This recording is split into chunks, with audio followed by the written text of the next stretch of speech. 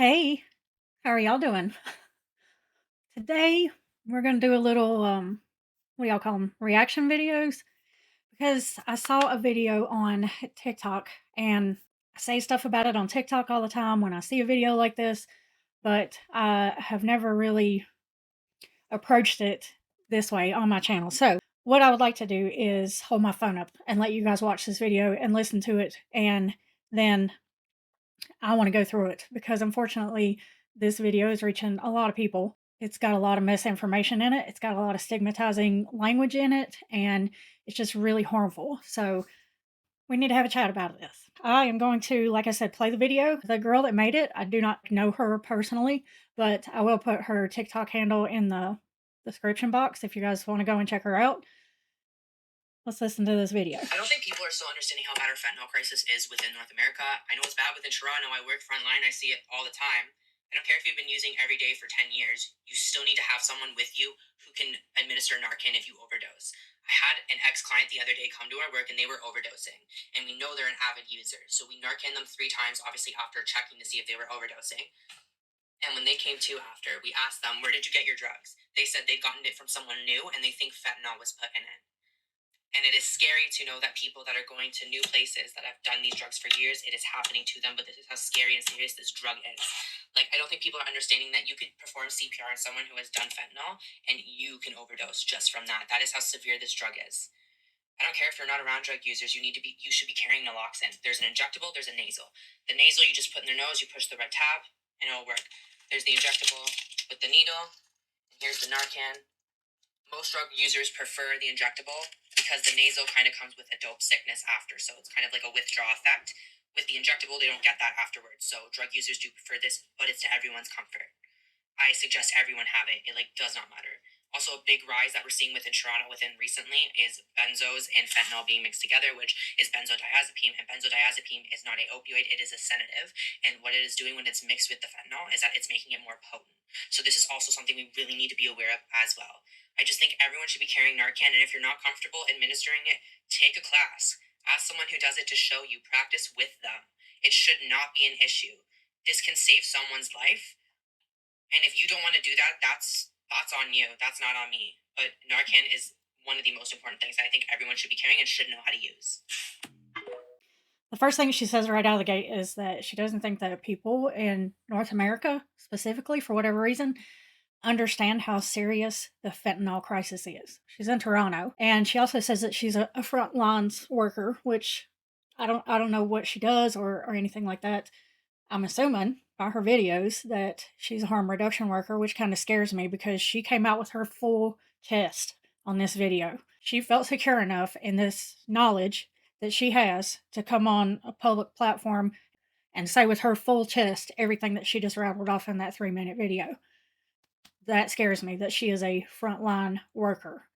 I know that in my area, and that's the area that I can speak on most precisely because obviously it's my area. The people that I see on a regular basis or that call me, I know what's in their drugs. I know what's going on around here. When new stuff shows up, I have people that call and let me know. But I also have a lot of harm reductionist friends that are in different areas of the entire continent.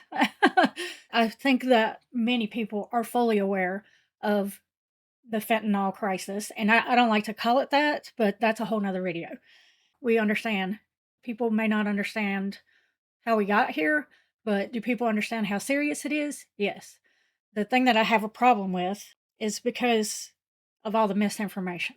Not just misinformation about fentanyl, but misinformation about people who use substances in general, because we're hurting people with that and we're killing people with that. We're making our death toll from this crisis, whatever word you want to put in front of that, we're making the death toll for this crisis just raise up and up and up by misinformation. This video came to my attention because I was tagged in it. It was sent to me multiple times. And when I went on TikTok, I saw that I wasn't the only one. People were stitching her video, people were leaving comments on there. And the last time I looked, it had a couple hundred comments on it. The only comments that she will respond to are the ones saying, "Oh, thank you so much for this information. I didn't know." And that scares me because anytime somebody wants to come on the internet and do anything like this, People come at you from all different directions saying, the craziest stuff. But you also, if you're going to come on the internet and make videos about any kind of hot button topic, for lack of a better way to say it, you have to be willing to stop for a minute and say, okay, is this right? You have to come on and make sure that the information that you're presenting is right. Number one. Number two, you have to be willing to admit when you're wrong, or say, I'll take that video down and I'll look into what you're saying. You have to be willing to change. If it can be proven to you over and over and over that the information that you are presenting is wrong. I didn't see that. And that is why I was like, okay, I'm going to make a video about it. Because you can't just come on the internet with your full chest and just spew a bunch of bullshit and not expect to be called out for it. I know that anybody can sit down in front of their computer or their phone and make a video and throw it up on the internet, and there's people that are going to believe what you say no matter what. But that's where people like me come in, okay? Because situations like this, you just cannot have blatant lies and misinformation about stuff like this out there. You can't do it. It's dangerous. So fentanyl in general, is it dangerous? Yeah, I think we all know that. Also, fentanyl and its licit use is a amazing drug, just like Oxycontin was. Unpopular opinion. It's when our substances turn into the illicit form of things that we start having problems with.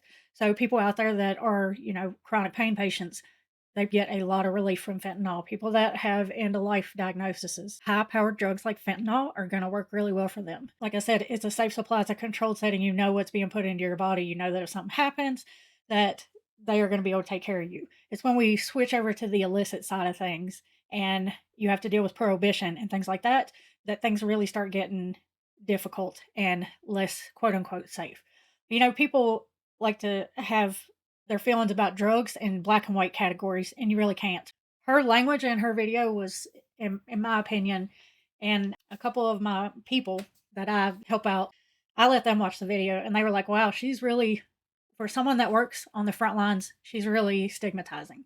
And they found her video pretty harmful. That's very disheartening for me, knowing that she said that she had someone come into the clinic that was a past patient of theirs. That bothers me. She's creating a lot of fear for people to touch other people, which is already a massive fear that we have had for, decades. And from 2020 until who knows how long in the future, the fear of touching other people is heightened. It's through the roof after COVID. So when you go on the internet or you are just out in your daily life and your daily conversations and you tell people that you can overdose by touching someone, by giving them CPR, you're festering a fear in people. What that causes people to do, even if they have training to administer naloxone, causes them to second guess themselves. And in an overdose situation, just like any other emergency situation, seconds count.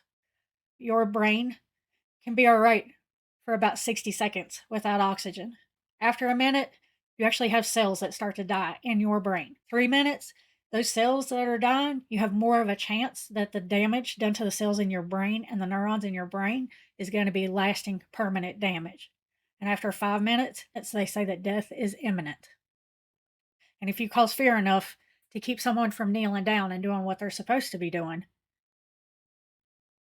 we can lose a life because you weren't willing to say, I'm wrong about that. It leads off with we had a client that we know is an avid user come in. They were overdosing. They Narcan that person 3 times. Thank God they did because the person obviously lived. That's great. My concern is that they administered 3 doses of Narcan to him. My concern with that is because how you dose medicine, no matter what kind of medicine it is, but in this situation we're talking about naloxone, they give it to you in pre-packaged doses for a reason. And just like any other medication that you take, you have to give that medicine time to get into the person's body and work. I don't care if you give it to them intramuscular or if you use the nasal spray. It has to have time to work. Now, I'm not talking about long periods of time, obviously, but something that is crucial that she doesn't say consistently in her video is what you should do is give the first dose of Narcan and then you do rescue breathing because rescue breathing could save that person's life. You can also save them from having brain damage. CPR is what people push CPR is when someone's heart stops. So if you have someone that is overdosed, they don't have a pulse, they're not breathing, then yes, if you know how to do CPR, please by all means do CPR. If you have someone that is overdosing and you have administered Narcan to them and they're not breathing, give them rescue breaths. You don't have to do chest compressions. When you hear someone talk about rescue breathing, that is exactly what it is. It is just you breathing for them because at the moment they cannot. When you go to a training and you get trained on how to administer naloxone, your trainer should be telling you how long it takes for naloxone to work, how long it stays in the body, how long you should wait in between doses. Naloxone works for 30 to 90 minutes. So that's after you administered it. That's how long it can possibly work for. So I'm going to go through this really quick. Give rescue breaths. It's one of the first things that they tell you to do after they tell you how to check for signs of overdose. And I actually have a short called Rapid Revive training video that I have done and put up here on my channel for people. It's not the full training that I do. I'll put it up here. After you administer naloxone, whether it is the intramuscular or the nasal, it starts working within 30 to 45 seconds. When you're in the middle of something that is high tension, sometimes that can either go really quickly or it seems like time slows way down. When she said they hit that person 3 times with naloxone, I was like, holy shit. Because it's very easy for you to put someone into precipitated withdrawal if you don't know how to administer naloxone properly. And she says, she makes a comment in her video about how drug users prefer IM naloxone over nasal. And that's, at first I was like, that's not true at all. What's not true about it is she said that the nasal causes dope sickness. I hate that word. And at first, my knee jerk reaction was like, that is not true at all because naloxone is naloxone is naloxone is naloxone, right? It's the same. It doesn't matter what form it comes in, it's the same. The reason that people may prefer having the injectable over the nasal is because you can change the doses when you're doing the injectable form. You don't have to pull up the whole 1 milliliter bottle on the second dose of naloxone if you don't need to. With the nasal, it's one and done, which is great in emergency situations. It's great because you can get it in there. You don't have to fumble with pulling it up in a needle. A lot of people, if they do require more than one dose, yeah, they're going to prefer to have that intramuscular one because then if the person has been trained correctly, they know, okay, they did need the first full dose. The second one, maybe they only need half the dose. And that's not something that just some Joe Blow off the street can just walk up to the situation and be like, well, they're going to need 1 3/4 doses of naloxone. That is something that you have to be trained in how to do. Whenever I hear people saying, oh, we had to give them X amount of doses of naloxone, I always ask, why? Can you explain the situation to me? Can you tell me what your steps were from beginning to end? Because I want to know. I want to know if they just gave it to them and then leaned down and did 2 rescue breaths after they gave them that dose and they noticed that they weren't coming around. So they did it again. I want to know what their steps were. Typically, when I hear people say that they had to give 3 doses to someone, especially with the judgment of we know that they've been using for 10 years or more, a lot of times when people think like that, when you see somebody and you're like, oh, I know they've been using for a decade or more. So if I see them overdosing, I automatically know that I'm going to have to give them 5 doses of naloxone. That may not be true, is what I'm trying to say. So that worries me. As far as the withdrawal symptoms, it's like I said, and if you can change the doses of it, you can lower the chance of throwing someone into precipitated withdrawals. There are actually 3 different kinds of withdrawals that you can go through, and precipitated withdrawals are the absolute worst. Let's see the next thing she says. It's happening to them, but this is how scary. The next thing that she says, this is one of the things that me and every harm reductionist in the world fights on a constant basis, and that is she says that you can give someone CPR and overdose, and that is not true. If you could touch fentanyl, just simply touch it, and overdose, our death rates would skyrocket. Imagine them being worse. And I can't even, like, my mind kind of just wobbles when I try to think of how to put that in a realistic, digestible term for people. There have been so many studies done, and I know what people are saying. Well, Jessica, we see it on the news all the time. You hear about cops touching somebody or touching something in somebody's car or touching a dollar bill. They touched it and they overdosed. And I can tell you unequivocally, every single one of those cases has fallen under a couple categories. they have either retracted the story because they realize that what happened, particularly with cops, is that they have so much fear around fentanyl that they have an anxiety attack. We call it getting the dizzies, and they see something that they assume is fentanyl. Their mind and their body have a physical reaction, and they pass out. Their partner thinks that they're overdosing, so they shoot them with naloxone.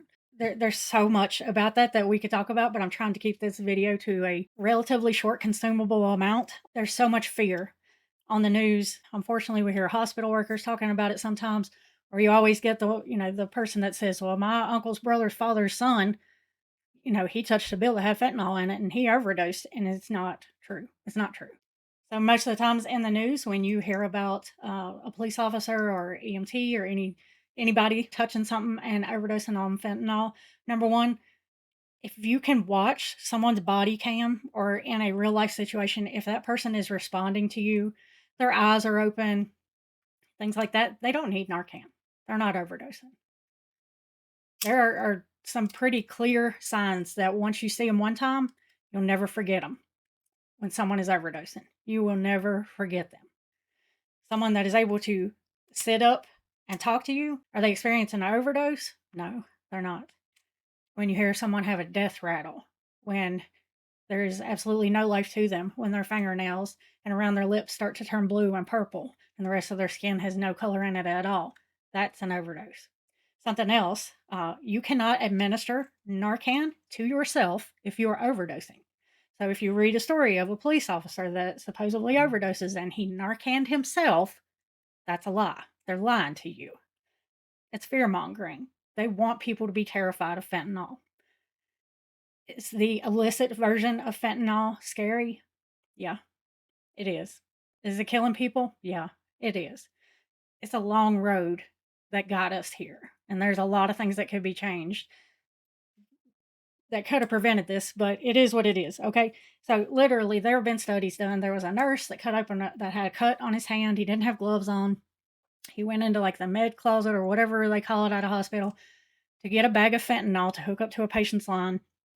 The bag busted. His entire hand was soaked in fentanyl, and he had a cut, an open wound on his hand. And he remembered, all the stories that he sees in the news and blah, blah, blah. I'll link the study that he wrote up about it for you guys so you can get it. I'll try to find the one that's not behind a paywall. He remembered and he's like, I want to see. He's in a hospital. He's going to be okay. He leaves it on his hand with an open wound. So if you could overdose by touching it, he'd have been the one. Also, if you think about it, if you could overdose by touching fentanyl, think of how many people really would die. Be through the roof, y'all. I'm telling you, through the friggin' roof. Now, she does say that I don't care if you are around people who use drugs, you need to be carrying naloxone. I 110% support that. If you need naloxone or if you need to be trained in how to administer naloxone, I am a certified trainer. Okay. She talks about how in Toronto they are seeing a rise of benzodiazepines being mixed in with their fentanyl. And I'm not sure where she gets her results from. I don't know if if she works in a harm reduction clinic and she has people that come in and will let her test, or if she can send samples to get tested. I know that in some areas, some bigger areas that you hear about a lot, like Philly, Kensington, things like that, 91% of our drug supply has xylazine in it right now. There are some areas where it doesn't. Xylazine is in my area, but it's not as, I don't think we're at 91% yet. If you are attending to someone that is experiencing an overdose, and I know that it's going to be hard for you to know this, really impossible for you to know this unless you're there with the person and you know what they're using. With xylazine and sedatives and tranquilizers being in so much of our drug supply now, rescue breathing is critical.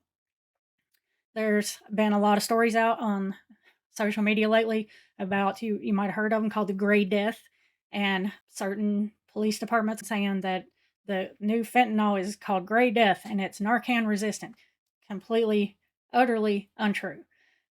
The reason that they are thinking that is because if you mix fentanyl and a tranquilizer, xylazine is a veterinary grade tranquilizer. Fentanyl is an opiate. So if you administer naloxone and someone has an opiate in their body, no matter what it is, it will work on that opiate. That naloxone will knock that opiate off of those receptors. However, people are assuming that naloxone is not working on this new fentanyl because even though they're administering naloxone, they are still having a lot of trouble getting people to wake up. And that's because it's got tranquilizers in it. Benzos, whatever the sedative is or tranquilizer that people are using in your area. And that is why it is so important for people to know how to and to not be afraid of doing rescue breathing for people that are experiencing an overdose. Because, yes, don't be afraid to give them that naloxone. It's not going to hurt them. I could go and get naloxone out of my lock right now and dose right here on camera, and it would not bother me at all. So you're not going to hurt them by administering a dose of naloxone. What will hurt them is if they have a sedative in their system and they stop breathing and brain it and getting oxygen. Do rescue breathing for them while you're waiting on the ambulance service to get there. Please make sure that you know how to do rescue breathing. If you've been trained on how to administer naloxone, then your trainer should have taught you how to do rescue breathing. If not, and if you guys want me to show you a video doing that, I will be more than happy to do that. And you need to be watching to see if it's time for another dose of naloxone. With these sedatives and these tranquilizers that are being mixed into our supply right now, rescue breathing is critical. You can really not only save someone's life, but you can make a massive difference in their recovery if you know how to do rescue breathing and if you're not afraid to do rescue breathing. That's why her video made me so mad. It has a ton of misinformation in it. When you tell people that they can overdose by giving someone CPR, that is going to create widespread panic. There's so much fear and stigma around the people who use substances anyway. Don't always think of people who use drugs as the people that you see out holding a sign on the edge of the highway or the people that you see camping out in the woods near your house. Don't always think of the lowest of the low because you can send your teenage kids out with their friends for the evening and they can try something for the first time. And if their friends and the people around them aren't trained in how to reverse an overdose, you can lose your child. You can lose your husband. You can lose anyone in the world. It doesn't have to be someone who uses drugs on a consistent basis, whether it's for pleasure or because they are suffering with addiction. Whatever the reasoning is, you can lose someone like that. So why not be trained? Why not have the correct information? The last thing that I want to talk to you guys about before I let you go is the never use alone number. Like I said, is always in my description boxes. The never use alone number is one of the best resources that we have right now for people who use. All you have to do is call this number. It's an 800 number. It's free. You don't have to give them any information that is like personal. You don't have to tell them your last name. You can make up your name. Tell them you're Anne Frank or Shaq for all I care. If you're going to be alone and you're going to use, call this number. They do want to know the location that you're at, but they are not tracking your phone. Anything like that. They're not going to call the law on you. The only time that they contact anyone is if you become unresponsive. You have to tell them, hey, this is Shaq. I'm getting ready to use. They may ask you, depending on the operator, what you're getting ready to use, just in case things go wrong and they need to be able to tell EMS. The only time that they will take that phone call a step further than just being on the phone with you while you're using is if you become unresponsive. That's it. So if you become unresponsive, these people are on the phone with you and they're going to call the emergency medical services and say, hey, I have someone that has stopped breathing or that's unresponsive. Can you please go and check on them for me? Remember, you guys, what do I always tell you? Never use alone. Test your supplies. I have resources for that in my description box as well. Go low and go slow. You can always do more, but you can never do less. Remember that if you reverse an overdose, to stay with that person. And I just want to tell you guys that I would have never made this video if I or any of the other people that were in her video, that stitched her video, that commented on her video, had been able to get a response from her that were trying to educate her in a nice way. I can understand not responding to comments that are mean or hateful. You know, if people are calling her stupid or ignorant, I can understand not responding to those comments. But when you have a lot of people in your comment section that are reaching out to you or trying to send you private messages and saying, hey, I'd like to have a conversation about this video, and you refuse to acknowledge them. If you're deleting comments that are going against what you're saying, and you're coming out on the internet with your full chest, your whole being saying, I know this is right and this is what's going on, I'm going to make a video about it and I'm going to call you out on it because you're killing people. You're part of the problem now, officially. My basic rule is know that what is coming out of your mouth is true. If you have any doubts about it, make sure you let people know. If someone leaves you a comment, or sends you a video, or sends you a message, or in conversation says, I don't think that's right, you better have the information, solid, scientifically backed information to back it up. But also, on the same hand, don't be an asshole and be willing to learn because there's always more to learn. Things are always evolving. Things are always changing. When I first started this journey, there was so much I didn't know. Still today, there's still so much stuff that I don't know, so much stuff that I have to learn. But the stuff that I do know, I know that I know that I know that I know it. Even though I feel that way, I am also open to saying, okay, if I was wrong about that, show me, teach me. That's all I'm asking for, you guys. Don't believe everything you see on the internet. That is it for today's video, you guys. I'm sorry that it was kind of a bitchy one. I really try not to be one of those people on the internet. But when you're putting out information that's killing people and you are becoming part of the problem, especially about this, I'm going to talk about it. I love you guys. You know the drill. If you need anything, if you need Narcan, if you need to be trained in how to administer Narcan, if you need to know about any of that stuff, please don't hesitate to reach out to me. My email is in all my description boxes. I love you guys. Take care of yourselves and be nice to each other. Be nice to yourselves. And I'll see you in the next one.